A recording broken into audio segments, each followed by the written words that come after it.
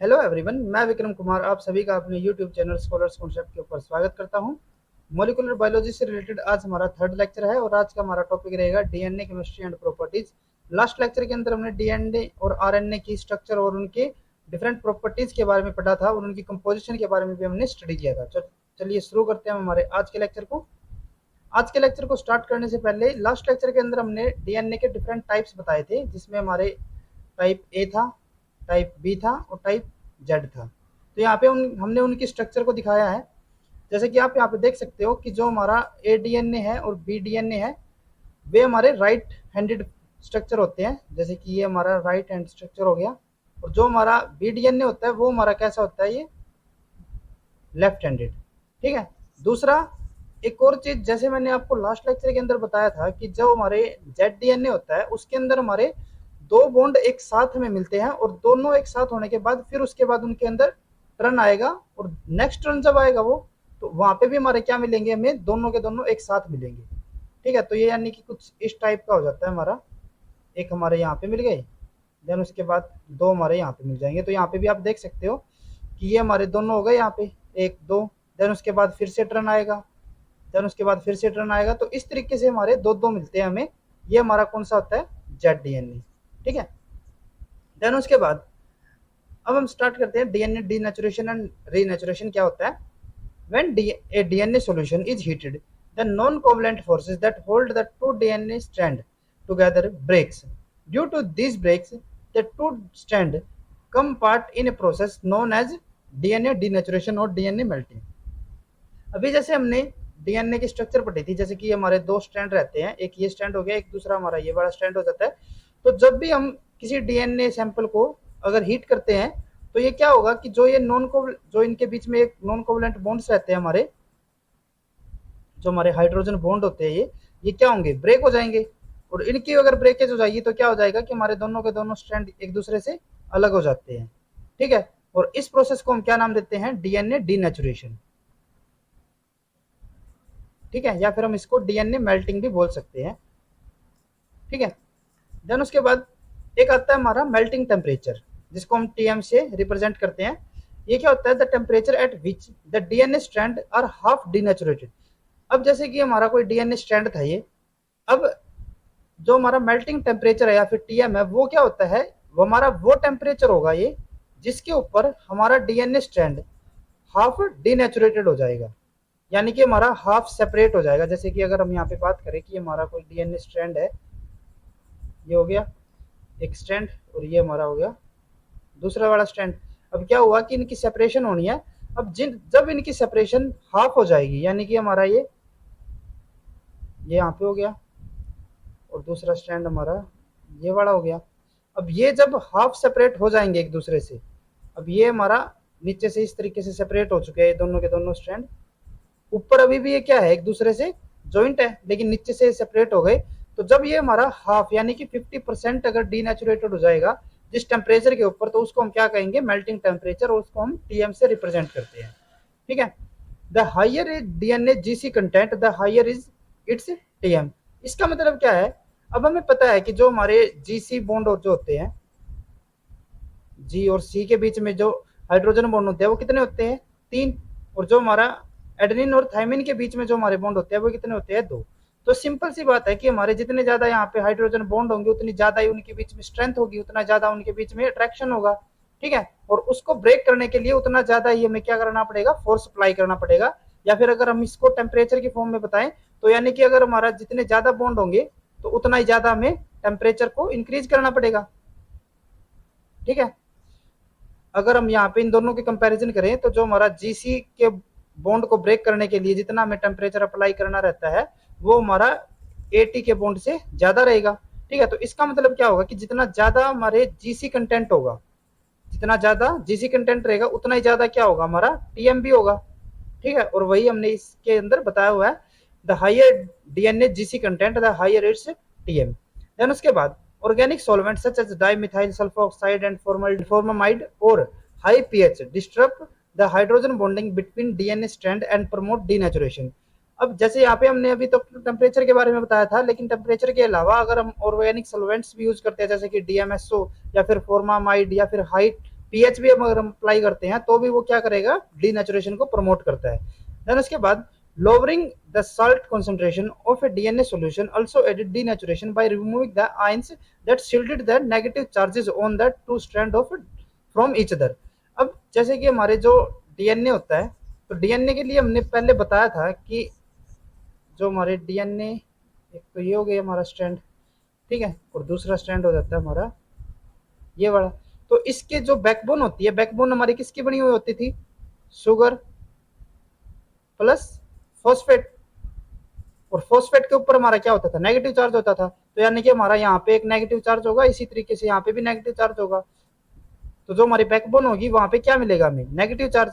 और जो हमारे नेगेटिव चार्ज रहते हैं, जो हमारे सेम चार्जेस रहेंगे, वो एक दूसरे को क्या करेंगे, रिपल करेंगे, इनके बीच में रिपल्सिव फोर्स होगा, ठीक है।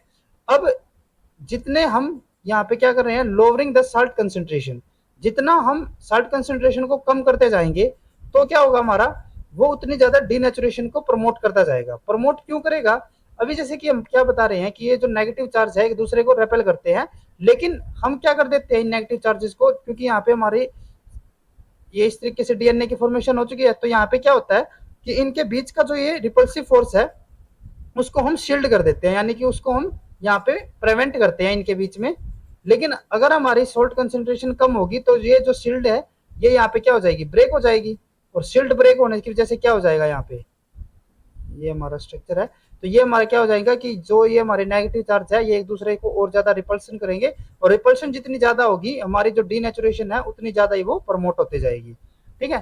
देन उसके बाद at very high ionic concentration the mutual repulsive forces of these two negative charge are strong enough to denature and DNA at a relatively low temperature।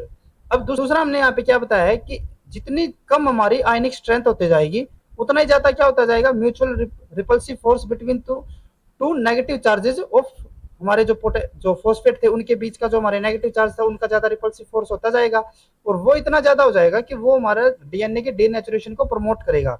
और अगर वो डीनेचुरेशन को प्रमोट कर रहा है तो यानी कि उनको सेपरेट करने के लिए जो हमें टेम्परेचर चाहिए था वो अब हमें कम चाहिए होगा, क्योंकि वो ऑलरेडी इतना रिपल्शन शो कर रहे हैं। तो यानी कि जितना कम हमारा आयनिक स्ट्रेंथ होगा उतना ही कम हमारा क्या होता जाएगा, मेल्टिंग टेम्परेचर भी होता जाएगा। देन उसके बाद when heated solution of denatured DNA are slowly cooled, single strand often meet their complementary strand and reform regular double helices। this process is called as denaturation और annealing। अब क्या था कि जैसे ही हमने टेम्परेचर को इंक्रीज किया था, ठीक है, टेम्परेचर को इंक्रीज करने से क्या हुआ था कि हमारे जो ये दो स्ट्रैंड थे ये सेपरेट हो गए थे, और अगर हम दोबारा से टेम्परेचर को कम कर दें तो ये क्या होगा, ये अपने दोबारा से कॉम्प्लीमेंट्री जो बेसिस होंगे उनको रिकॉग्नाइज करेगा और दोबारा से क्या कर लेगा, रीनेचुरेशन कर लेगा, ठीक है, और इसको हम एनिलिंग भी बोल सकते हैं, ठीक है। तो जो सेपरेशन थी उसको हम क्या कह रहे थे, डीनेचुरेशन, और जो हमारी ये दोबारा से इनके बीच में अट्रैक्शन से ये जो डबल स्टैंडर्ड स्ट्रक्चर बनेगी उसको हम क्या कहेंगे, रीनेचुरेशन, या फिर उसको हम एनिलिंग भी बोल सकते हैं। अब जो हमारी एनिलिंग रहती है वो सेवरल फैक्टर्स को इन्फ्लुएंस करते हैं, जैसे हमने यहाँ पे बताया several factors influence annealing, among them are temperature, DNA concentration and time.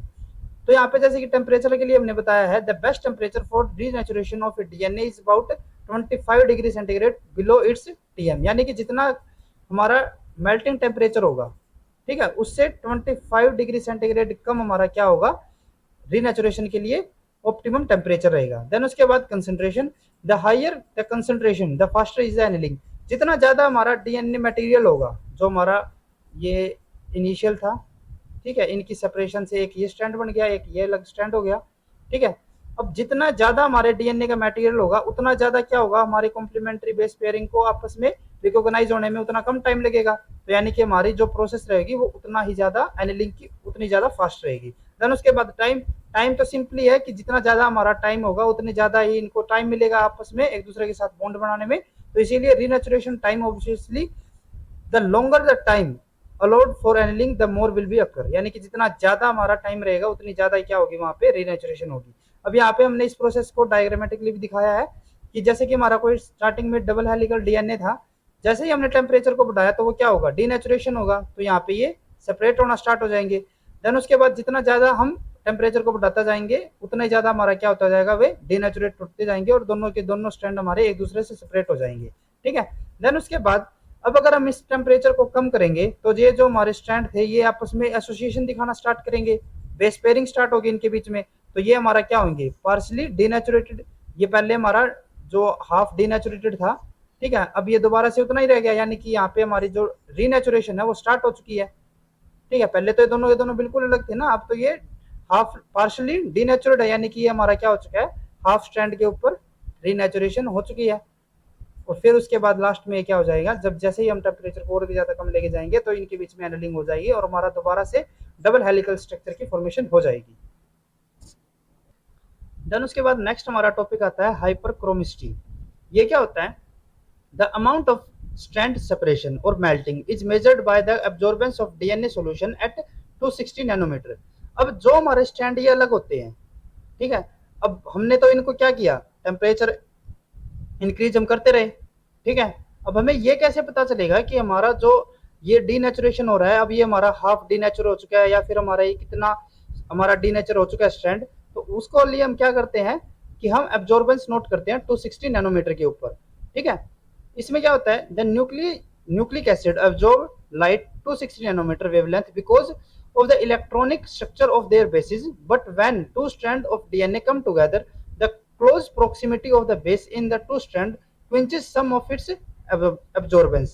अब जैसे कि हमारे ये डीएनए स्ट्रैंड है, ठीक है, जब ये एक दूसरे से बाउंड रहते हैं तब तो हमारी वहां पे क्या होगी, जो 260 नैनोमीटर की जो वेवलेंथ है उसकी एब्जॉर्बेंस कम होगी, क्योंकि जो हमारी ये एब्जॉर्बेंस शो करता है, जैसे कि ये हमारे स्ट्रैंड अलग हो गए, तो अब क्या होगा कि जो हमारे बेसिस है, ये बेस हो गया, ये हमारे ओपन हो जाते हैं, एक्सपोज हो जाएंगे। ठीक है, और जो ये 260 नैनोमीटर के ऊपर जो एब्जॉर्बेंस शो करते हैं वो किसकी वजह से होती है, ये हमारे बेसिस की वजह से ही होगी। ठीक है, तो जैसे ये दोनों एक दूसरे के आस साथ बॉन्ड बनाएंगे तो हमारी ये डबल स्टैंडर्ड स्ट्रक्चर हो गई, तो हमारे जो बेसिस होंगे वो क्या हो गई, अब एक्सपोज नहीं है, और इसी वजह से जो हमारी एब्जॉर्बेंस है वो क्या हो जाएगी, मिनिमम हो जाएगी। ठीक है, और जैसे ही हमारी डीनेचुरेशन होगी तो हमारी एब्जॉर्बेंस क्या होते जाएगी, इंक्रीज होते जाएगी। क्यों होते जाएगी, क्योंकि हमारे जो बेसिस है वो एक्सपोज होना स्टार्ट हो जाते हैं, और इसी वजह से जो एब्जॉर्बेंस है वो भी क्या होती जाएगी, इंक्रीज होती जाएगी। ठीक है, देन उसके बाद when the temperature of a solution of DNA is raised to near the boiling point of water, the optical density called absorbance at 260 nanometer markedly increases, the phenomena known as hyperchromicity। अभी हम क्या कह रहे हैं कि जैसे ये हमारा डबल स्टैंडर्ड स्ट्रक्चर रहता है, वो जैसे ही डीनेचुरेट होके सिंगल स्टैंड बनना स्टार्ट होगा तो जो हमारे बेसिस होंगे वो क्या हो जाएंगे, एक्सपोज हो जाएंगे, और इसी वजह से जो हमारे 260 नैनोमीटर के ऊपर जो एब्जॉर्बेंस है वो क्या होती जाएगी, इंक्रीज होती जाएगी, और इसी एब्जॉर्बेंस इंक्रीज को हम क्या का नाम देते हैं, हाइपरक्रोमिसिटी। अब इसके अपोजिट हमारी एक और टर्म आती है, वो होती है हमारी हाइपोक्रोमेटिस क्रोमेसिटी। ठीक है, ये क्या होता है, अभी हम क्या कह रहे हैं कि जैसे कि हमारा डबल स्टैंडर्ड स्ट्रक्चर था वो सिंगल स्टैंडर्ड बनना स्टार्ट होता है तो बेस हमारे एक्सपोज हो जाते हैं, जिसकी वजह से 260 नैनोमीटर की वेवलेंथ एब्जॉर्ब होना स्टार्ट होगी। अब अगर हम इसके अपोजिट लेके चले कि हमारा जब रीनेचुरेशन होगा, यानी कि जो हमारे सिंगल स्टैंडर्ड स्ट्रक्चर है वो डबल स्टैंडर्ड स्ट्रक्चर में कन्वर्ट होना स्टार्ट होंगे, तो क्या होगा कि जो हमारी एब्जॉर्बेंस है वो दोबारा से डिक्रीज हो जाएगी, और इस प्रोसेस को हम क्या नाम देते हैं, हाइपोक्रोमिसिटी। ठीक है, जैसे कि हमने यहाँ पे एक स्ट्रक्चर के थ्रू भी दिखाया हुआ है, एक ग्राफ हमने यहाँ पे रिप्रेजेंट किया है।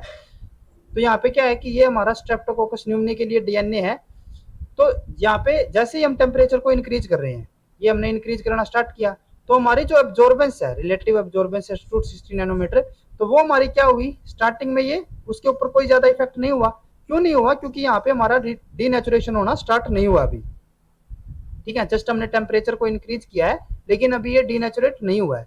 जैसे जैसे हम टेम्परेचर को बढ़ाते गए तो एक टाइम पे आके जैसे कि यहाँ पे 85 डिग्री सेंटीग्रेड के ऊपर ये क्या हो जाएगा, हमारा डीनेचुरेट होना स्टार्ट हो जाएगा, तो ये दोनों जो स्ट्रैंड है वो एक दूसरे से अलग होते जाएंगे। ठीक है, और जैसे कि हमने बताया था जब ये हाफ डीनेचुरेट हो जाता है, जैसे कि ये हमारा मैक्सिमम एब्जॉर्बेंस कहाँ पे दिखा रहा था, यहाँ पे दिखा रहा है। ठीक है, यानी कि यहाँ पे क्या होगा, हमारा जो पूरा का पूरा डीएनए स्ट्रैंड है वो कंप्लीटली डीनेचुरेट हो चुका है, कंप्लीट डीनेचुरेट। ठीक है, अब यानी कि इसका मतलब क्या होगा कि हमारा जितना भी एब्जॉर्बेंस शो कर सकता था, ये जो हमारे स्ट्रैंड थे, ये दो स्ट्रैंड है हमारे, जितनी भी एब्जॉर्बेंस शो कर सकते थे ये यहाँ पे मैक्सिमम हो गया। ठीक है, अब हम क्या कह रहे थे कि जो हमारा मेल्टिंग टेम्परेचर रहता है वो क्या होता है, जब हमारे हाफ स्ट्रैंड जो हमारा डबल स्टैंडर्ड स्ट्रक्चर रहता है वो हमारा हाफ डीनेचुरेट हो जाता है। अब मैक्सिमम ये जब डीनेचुरेट हो गया तो हमारी वैल्यू कितनी आ रही है, लगभग इसके अराउंड। तो अगर हमारा हाफ डीनेचुरेट होगा तो हमारी एब्जॉर्बेंस कहाँ पे मिलेगी लगभग हमें, अगर हम इसको मान के चलते हैं कि ये हमारा हो जाता है 1.5 के अराउंड, तो ये हमारा हाफ कहाँ पे मिलेगा हमें, अप्रोक्स यहाँ पे। ठीक है, तो ये हमारा कहाँ पे हो जाएगा, लगभग यहीं पे। और ये हमारा पॉइंट क्या कहलाता है, हमारा टीएम यानी कि मेल्टिंग टेम्परेचर, जब हमारा जो डीएनए स्ट्रैंड है वो हाफ डीनेचुरेट हो जाता है। देन उसके बाद जो हमारा मेल्टिंग टेम्परेचर रहता है उसका एक फॉर्मूला होता है हमारा, जिसको हम इससे रिप्रेजेंट करते हैं 2 bracket A plus T plus 4 bracket C plus G bracket बंद। अब इसका मतलब यहाँ पे हम देख सकते हैं, हमने जैसे कि बताया था ना कि हमारा जो सी जी जो हमारा बॉन्ड होता है वो उसको हाई टेम्परेचर या फिर हाई फोर्स चाहिए ब्रेक करने के लिए, और ए टी को हमारे कम टेम्परेचर या फिर कम फोर्स चाहिए उस बॉन्ड को ब्रेक करने के लिए। तो इसीलिए यहाँ पे अगर हम मेल्टिंग टेम्परेचर में देखें तो जो हमारा ए टी है, ठीक है, उसके उस हमने किसके साथ मल्टीपल किया है, 2 के साथ, और जो हमारा सीजी कंटेंट है उसको हमने किसके साथ मल्टीपल किया, 4 के साथ। अब जो हमारे डीएनए स्ट्रक्चर रहती है उसके अंदर हमने बताया था कि हमारे मेजर और माइनर ग्रुव रहते हैं। अब इनके अंदर हमारे कुछ केमिकल इंफॉर्मेशन रहती है, जो हमारे ग्रुव्स रहते हैं ना, ये मेजर और माइनर ग्रुव्स है, वहीं पे जाके जो हमारे प्रोटीन्स रहते हैं डिफरेंट, जैसे कि अब आगे हम पढ़ेंगे एंजाइम्स होंगे हमारे डिफरेंट, जो कि हमारे रेप्लिकेशन या फिर ट्रांसक्रिप्शन के अंदर काम आएंगे।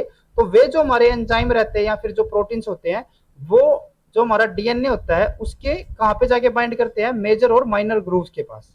ठीक है, तो वहां पे किस तरीके से इनको डिटेक्ट करते हैं, या फिर हमारा जो पर्टिकुलर बेस पेयर रहता है उसको ये कैसे डिटेक्ट करते हैं, तो उसके लिए हमारी कुछ केमिकल इंफॉर्मेशन होती है। जैसे कि अगर हम मान के चलते हैं कि हमारा कोई बेस पेयर है जीसी, ठीक है, तो वहां पे हमारा अगर ये मेजर ग्रुव के अंदर है, जैसे कि अगर मेजर ग्रुव के लिए बात करें तो वहां पे हमें क्या सीक्वेंस मिलेगा, AADH।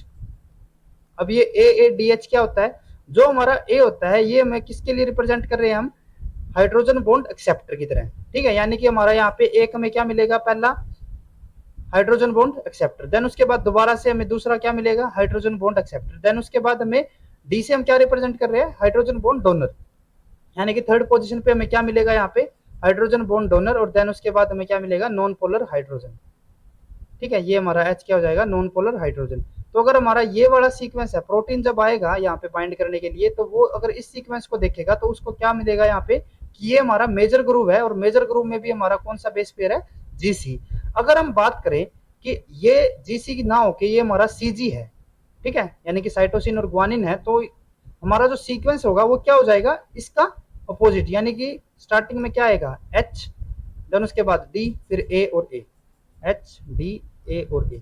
ठीक है, देन उसके बाद अगर हम, ये तो हमारे हो गए मेजर ग्रुव के लिए।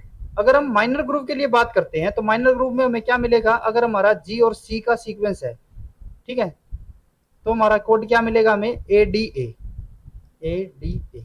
ठीक है, और अगर हम बात करते हैं सी जी के लिए, अब सी जी में भी अगर हम देखें इसको, तो ये भी हमें अगर इसका रिवर्स करते हैं तो हमारा क्या आएगा, एडीए। तो इसका मतलब क्या होगा कि अगर हमारा माइनर ग्रुव है और माइनर ग्रुव में हमारे जीसी या फिर सीजी है, तो उसके बीच में हमारा प्रोटीन उन दोनों को डिस्टिंग्विश नहीं कर पाएगा। ठीक है, किसी एक को वो डिटेक्ट नहीं कर पाता, तो इसीलिए हमारे जो माइनर ग्रुव रहते हैं वहां पे कम ही प्रोटीन बाइंड कर पाते हैं, क्योंकि वहां पे इनको डिस्टिंग्विश करने में प्रॉब्लम रहती है। देन उसके बाद अगर हम बात करें, अगर हमारा कोड ये जो बेस पेयर हो वो हमारा ए और टी का, ठीक है, और वो भी कौन सी जगह, माइनर सॉरी मेजर ग्रुप में। तो मेजर ग्रुप में अगर हमारा ए टी आता है तो कोड हमारा क्या बनेगा, A D A M, Adam भी बोल सकते हैं हम इसको, ए डी एम। अब ए से हमारा क्या था, एक्सेप्टर था, डी से हमारा क्या था, डोनर था, और ए से हमारा दोबारा से क्या हो गया, हाइड्रोजन बॉन्ड एक्सेप्टर, और एम से हमारा क्या रहता है, मिथाइल ग्रुप। ठीक है, जैसे कि हम यहाँ पे देख सकते हैं कि जो हमारा एडेनिन होता है, सॉरी जो हमारा थाइमिन रहता है, थाइमिन के पास हमने क्या बताया था, हमारी जो 5th पोजीशन होती है वहाँ पे मिथाइल ग्रुप होगा। तो अगर हमें ये सीक्वेंस मिल रहा है तो उसका मतलब क्या होगा कि वहाँ पे मेजर ग्रुप में हमारा कौन सा है, एटी बेस पेयर है। और अगर हम इसका अपोजिट कर देते हैं तो ये क्या हो जाएगा, एम ए डी, ठीक है, तो ये हमारा क्या हो जाएगा, एम ए डी। और अगर हम माइनर ग्रुप की बात करें तो यहाँ पे हमें क्या मिलेगा, A H A, sorry A H A, ये हमारा किसके लिए है, ए टी के लिए, और अगर हम बात करें TA के लिए तो यहाँ पे फिर से हमें वही है ना कि हमारा रिवर्स में भी सेम आ रहा है, तो यानी कि ये भी हमारा क्या हो जाएगा, दोनों के लिए हमारा कैसा होगा, AHA। तो इसीलिए यहाँ पे भी हम A और T के बीच में जो डिस्टिंग्विश है उसको नहीं कर पाते। ठीक है, तो ये आपका CSIR के अंदर क्वेश्चन आ सकता है। जैसे कि अगर आपको सीक्वेंस दिया होगा कि हमारा मेजर ग्रुप के ऊपर, या फिर हमें यूं दिया होगा कि हमारा किसी ग्रुप के ऊपर हमें ये कोड मिल रहा है, एटम मिल रहा है या फिर हमारा AADH मिल रहा है, तो हमें वहां पे सीक्वेंस बताना हो या फिर बेस पेयर बताना हो तो वो हमारा इससे हम डिटेक्ट कर सकते हैं। देन उसके बाद नेक्स्ट हमारा एक कॉन्सेप्ट आता है सी वैल्यू और सी वैल्यू पैराडॉक्स का। तो ये क्या होता है, अगर हम सी वैल्यू की बात करते हैं तो amount of DNA in picogram 10⁻⁻10 gram in A haploid genome of A given species. तो हमारा सी वैल्यू क्या होता है, एक हमारा जो हैप्लॉइड सेल होता है, हैप्लॉइड सेल के अंदर हमारा जितना भी जीनोम कंटेंट होगा उसको हम क्या कहते हैं, सी वैल्यू। ठीक है, अब यहाँ पे आपको एक चीज याद रखनी है कि जो हमारी सी वैल्यू होती है वो हमारे हैप्लॉइड सेल के कंसर्न में रहेगी। ठीक है, देन उसके बाद it is assumed that organism DNA content increase with the organism's physical complexity. For example, mouse and human haploid cell contain more than 100 times more DNA than yeast haploid cell. अब हम एक assumption क्या लेके चलते हैं कि हमारी जितनी ज्यादा सी वैल्यू होगी, मतलब क्या होगा इसका कि हमारा जितना ज्यादा DNA कंटेंट रहता है उतनी ज्यादा सेल ऑर्गेनिज्म की कॉम्प्लेक्सिटी भी इंक्रीज होगी। ठीक है, जैसे कि अगर हम बात करते हैं ह्यूमन और माउस की, अगर हम बात करें तो जो ह्यूमन और माउस के जो सी वैल्यू होती है, यानी कि जितना इनका DNA कंटेंट रहता है एक हैप्लॉइड सेल के अंदर, वो यीस्ट के कंपेयर में अराउंड 100 टाइम्स ज्यादा होता है। ठीक है, तो यहाँ से अगर हम यीस्ट को देखें तो ये हमारा एक सिंपल ऑर्गेनिज्म है। ठीक है, और जो ह्यूमन है या फिर जो माउस है ये हमारे क्या होते हैं, कॉम्प्लेक्स होते हैं। ठीक है, तो यहाँ से हम एक अजम्पशन ये मान के चलते हैं कि जितना ज्यादा कॉम्प्लेक्सिटी होती जाएगी इंडिविजुअल की उतना ज्यादा क्या होता जाएगा, सी वैल्यू भी होती जाएगी, क्योंकि उसको अपने फंक्शन या फिर कॉम्प्लेक्स एक्टिविटी को मेंटेन करने के लिए ज्यादा DNA की जरूरत रहती है। ये हमारी खाली एक अजम्पशन है। ठीक है, ये कोई यूनिवर्सल रूल नहीं है, ये हमारी अभी तक क्या एक अजम्पशन है। देन उसके बाद however this correspondence between the organism physical complexity and the DNA content of a cell is not perfect. For example, a frog has 7 times more DNA per cell than the human. अब जो ये हमारी assumption है, हम क्या मान रहे थे कि जितनी ज्यादा कॉम्प्लेक्सिटी होगी उतना ज्यादा सी वैल्यू होगी या फिर उतना ज्यादा DNA कंटेंट होगा, लेकिन ये जो हमारी जो करस्पॉन्डेंस रहती है या फिर जो हमारी रिलेशनशिप है इनके बीच में, कॉम्प्लेक्सिटी और सी वैल्यू के बीच में, ये हमारी परफेक्ट नहीं होती, बल्कि इसमें क्या होता है कि जैसे कि अगर हम मान के चलते हैं कि फ्रॉग है और एक है ह्यूमन, तो अगर हम यहाँ पे कॉम्प्लेक्सिटी की बात करें तो ह्यूमन ज्यादा कॉम्प्लेक्स होते हैं, तो ये अजम्पशन के अकॉर्डिंग क्या होना चाहिए था, इसकी सी वैल्यू ज्यादा होनी चाहिए थी, लेकिन जो फ्रॉग रहता है उसकी जो सी वैल्यू होती है वो ह्यूमंस के कंपेयर में ज्यादा रहती है। तो इसीलिए जो हमारी यहाँ पे अजम्पशन थी वो तो यहाँ पे हमारी पूरी नहीं हुई। ठीक है, और ये जो हमारा कॉम्प्लेक्सिटी और सी वैल्यू के बीच का जो ये हमारा रिलेशनशिप है ये हमारा एक पैराडॉक्स की तरह है, क्योंकि इसके बारे में एक्चुअल में रीजन हमें अभी तक नहीं पता। ठीक है, कि इसका जो एक्चुअल रीजन है वो क्या रहता है, एक्चुअल इसकी जो एक्सप्लेनेशन है कि हमारा जो सी वैल्यू है वो किस अकॉर्डिंग हमारी इंक्रीज रहती है, तो इसीलिए हमने इसको क्या नाम दिया है, सी वैल्यू पैराडॉक्स। ठीक है, तो सी वैल्यू पैराडॉक्स क्या होता है, the fact that the C value of an given species is not necessarily related to the genetic complexity of the species। तो इसका मतलब क्या है कि ऐसा जरूरी नहीं है कि हमारा जितना ज्यादा ऑर्गेनिज्म कॉम्प्लेक्स होता जाएगा तो हमारी सी वैल्यू भी उसी अकॉर्डिंग इंक्रीज होती जाएगी, तो इसीलिए इसको हम क्या नाम देते हैं, सी वैल्यू पैराडॉक्स। ठीक है, तो ये हमारा हो गया सी वैल्यू पैराडॉक्स। देन इसके लिए एक हमारा रीजन दिया हुआ होता है कि this C value paradox is probably explained not by the extra gene but by the non coding DNA in some organism. अब ये जो हमारी एक्सप्लेनेशन है ये हमारी अभी तक पूरी तरीके से एक्सेप्टेड नहीं है, लेकिन रॉबर्ट वीवर की जो हमारी मॉलिक्यूलर बायोलॉजी की बुक है उसके अंदर एक एक्सप्लेनेशन हमें दी हुई है कि जितना ज्यादा हमारा नॉन कोडिंग DNA रहता है, नॉन कोडिंग DNA होगा उतनी ज्यादा ही क्या होगी, वहां पे सी वैल्यू होगी। ठीक है, तो ये हमारा एक रेफरेंस की तरह अगर हमें एक्सप्लेनेशन आती है तो हम इसको सिलेक्ट कर सकते हैं, लेकिन अभी तक एक्चुअल जो इसका रीजन है वो अभी तक साइंटिफिकली प्रूफ नहीं हुआ है क्या है इसका रीजन। तो आज के लेक्चर में हमारे बस इतना ही। नेक्स्ट जो हमारा लेक्चर होगा उसके अंदर हम DNA टोपोलॉजी के बारे में पढ़ेंगे। तो अगर आपको ये वीडियो यूजफुल लगी हो तो please like and share this video, और मोलिकुलर बायोलॉजी से रिलेटेड और लाइफ साइंस से रिलेटेड इसी तरीके के कॉन्सेप्ट्स करने के लिए please subscribe to our YouTube channel scholars concept. Thank you.